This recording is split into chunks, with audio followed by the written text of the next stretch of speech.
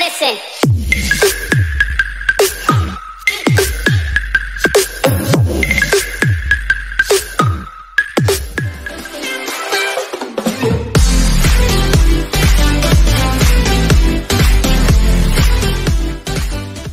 Guys, nandito na naman si Papa NJ TV, nagbabalik.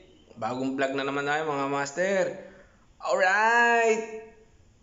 So yan mga master, so bago tayo mag-umpisa natin video, shoutout muna tayo. Shoutout ko muna ang aking kaibigan na nakasama dito sa bahay, si Mang Kadokits TV. So yan, makikita natin dito sa screen lahat ng shoutout natin. So shoutout kay Mang Kadokits TV. So pa-support na lang sa kanila. So kay Ben Batanggenyo TV. So yan yung mga nakilala ko sa mundo ng YouTube. So tsaka si Gab Ilagan TV. So tsaka si Kim Vlog TV. Si guys, si Mr. Kim Vlog. Tsaka yung classmate ko na si Neneng Auntie Kenya. Tsaka si Miss Japanese, yung lagi yung tinatawag na Miss Japanese, si Calegre. So nandyan sa screen. So guys, pa-support naman sa kanila. Kung ano yung pag-support nyo sa akin, sana ganun din sa kanila. So yun guys, maraming salamat. So tara na, mag-umpisa na tayo. Magluto na tayo mga master. Alright! Like.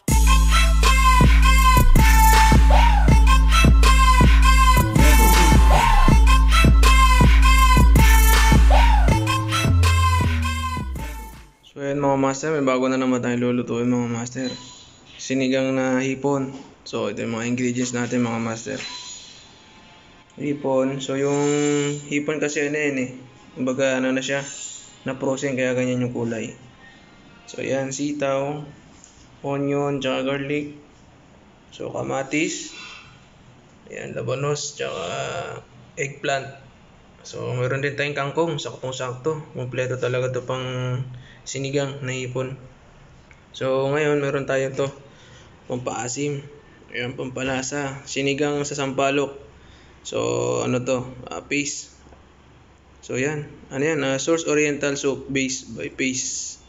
So yan, ito yung gagamitin natin. Ayan sa picture pa lang diba?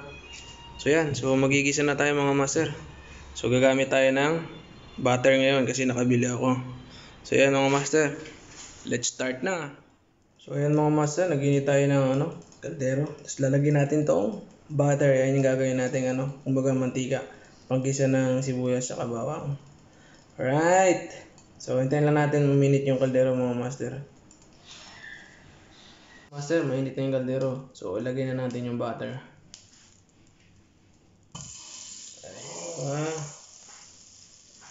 So yun yung para magiging mantika niya mga master. Ngayon ko lang din ito ginamit. Sinubukan ko lang. Di ba? Para matika na rin siya. Pero mabango mga master. Salan natin to. Igisa natin yung sibuyas sa bawang. Ayan.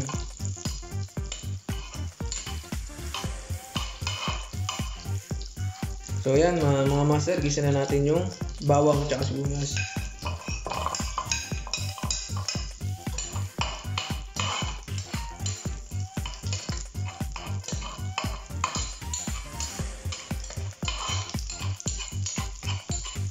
Hintayin lang natin siya magkulay yellow o brown yung pinaka bawang natin mga master. Yan, medyo brown na mga master. So sibuyas na natin mga master.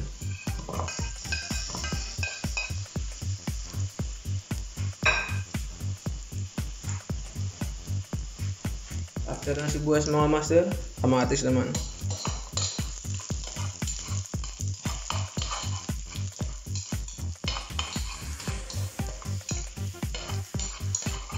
Mga master, sunod na natin is yung kamatis.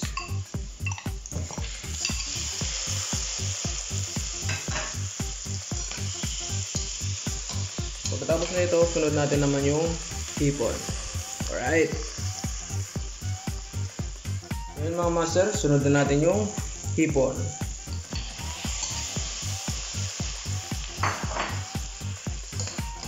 Alright. Sarap na ito mga master, sinigang na hipon.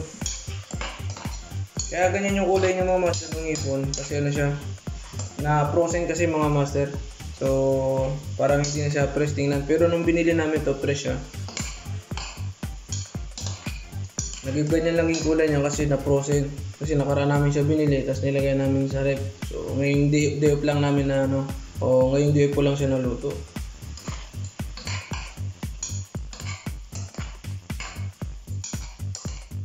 So, hintayin lang natin maging orange yung kulay ng hipon.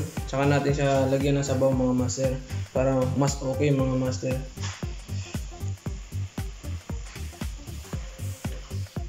So yung mga master, medyo naging okay na yung kulay ng hipon. Medyo yellow na or orange. So yan, nakita nyo naman. So pwede na natin siya lagyan ng sabaw mga master. Kapag nalagyan natin ng sabaw, pwede natin na siyang timplahin o timplahan. So yan. Depende sa sabaw mga master kung gaano kadami yung gusto nyo. Yan. So, hindi pa naman natin siya matitimplahan totally. So, ang gagawin lang natin, hintayin natin siyang kumulo. Pag kumulo, lagyan natin yung sitaw. Pagtapos ng sitaw, labanos, then huli natin yung talong mga master. So, yan. Hintayin lang natin siyang kumulo mga master. Alright. So, yan mga master. Kumukulo na siya. So, pwede na natin siyang timplahan. So, lagyan natin siya ng asin. Ayan.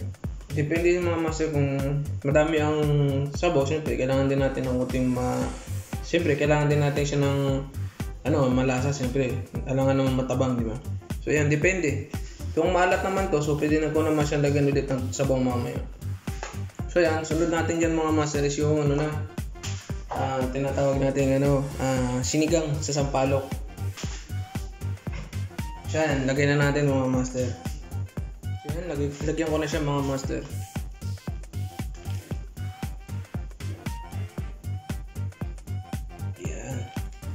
Yung sa asin, depende pa rin mga master. Kung gusto nyo medyo maasim, lagyan natin ng madami.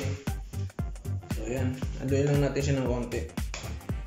Huwag natin siya masyadong haluin kasi maghihiwalay yung yung hipon kasi madudurog. So yan, so hintayin lang natin ulit siya kumulo mga master.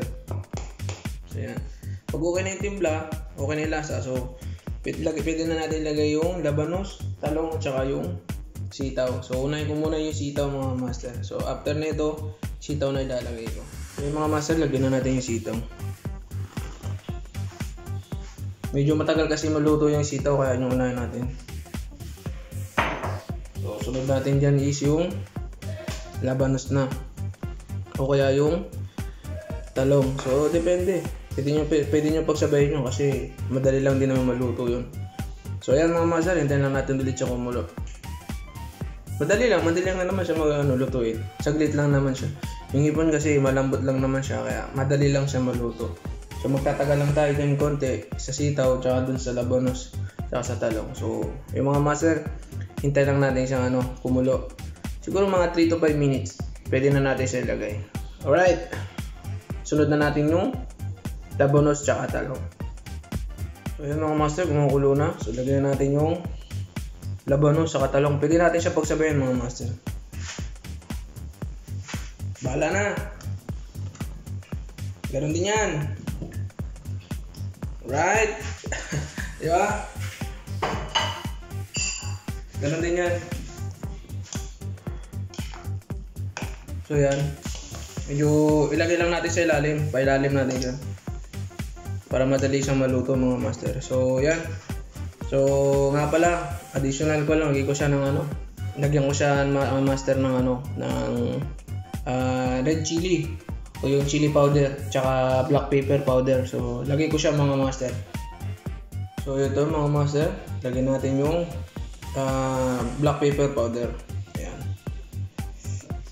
Alright, so sunod natin mga master is yung sili o chili powder para medyo manganghang mga master.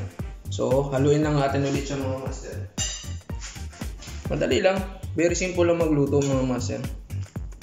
So yan, hintayin lang natin siyang kumulo ulit. So ngayon hintayin ko lang additional ko na lang yung red chili o yung chili powder. So ayan, hintayin lang natin mga master. So mga master, ito na yung chili powder. So lagyan na natin. Ayan. Magkaisa lang sila ng ano. Yan, pwede na yan. Para medyo manghang mga master. So huli natin mga master yung kangkong. Sarap na ito, kanin na lang ulam. So hintayin lang natin siya maluto mga master. Alright. So yan mga master, medyo luto-luto na. So lagyan na natin yung pinakalas, yung kangkong. So ito, hindi na natin kailangan siya na ano, kailangan naka-off na yung ano natin, yung apoy o yung gasol. So kailangan naka-off na siya. So yan, lagyan na natin mga master. After na ito, magsasaing na tayo, tapos kakain na rin. Alright! O diba? Ayan. Pang ano na to mga master? Pang hapunan na to. Pang umagahan. Pang buong isang araw na to mga master. So yan. Pakita ko sa inyo mamaya yung pinaka finished product natin mga master. Alright, so shoutout nga pala sa mga tropa natin dyan, sa lahat ng mga subscriber natin, sa mga bago nating tropa dyan na nag-subscribe sa akin. Maraming salamat sa inyo guys. So maraming salamat mga master. So yan, hintay lang natin siya na maluto or yung kumulo. So pakita ko sa inyo ang finished product ng mga master. Alright.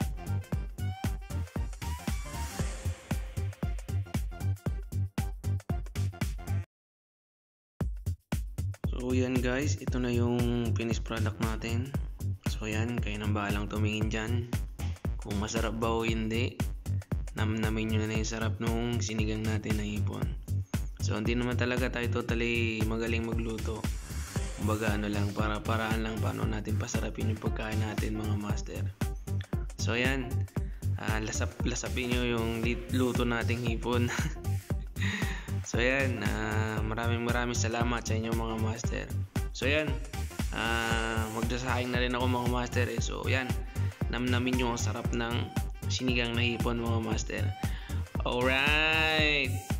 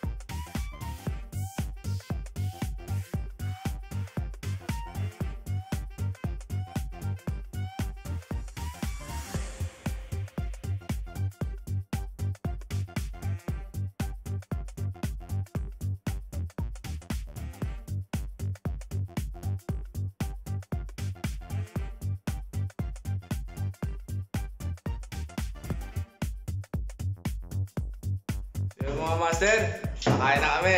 Niluto namin, no? Niluto ko. Yes, sinigang. Ay, sinigang na hipon. So, yan mga master, kain na tayo. Yung palang Si Jonathan, no? basa-basa lang tayo. Namamak pinapak na lang, ayaw kumain. Diet daw siya eh. So yung mga master, hanggang dito na lang. Maraming salamat sa pagsubaybay ng aking channel. At your service, Papa JTV. Alright? Alright! Tell me pretty lies, look me in the face. Tell me that you love me,